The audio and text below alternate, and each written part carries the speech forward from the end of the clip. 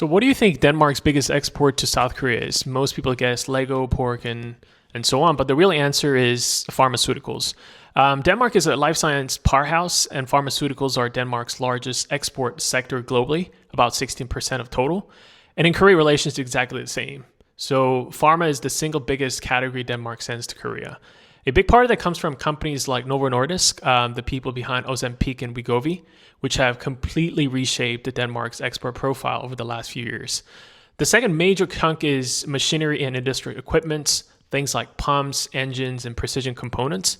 If you think about companies like Grundfos or Vestas, that's the type of high-value engineering Denmark sells to Korea. There's also a smaller category of specialty chemicals and industrial materials, but the bulk of the story is actually pharma and machinery. But now in terms of the scale, Korea is not one of the Denmark's most important markets. In 24, Denmark exported around a little shy of $1 billion. That's less than 1% of Denmark's total export volume of around $130 billion. So Korea sits around 24th largest export destination, so meaningful, but not really top tier.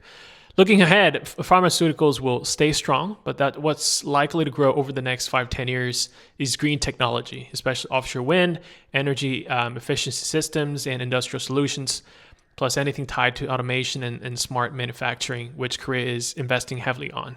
So that's the Denmark to Korea side, pharmaceuticals and high-end machinery at the core. And next time I'll flip it to talk about what Korea exports back to Denmark, which looks completely different.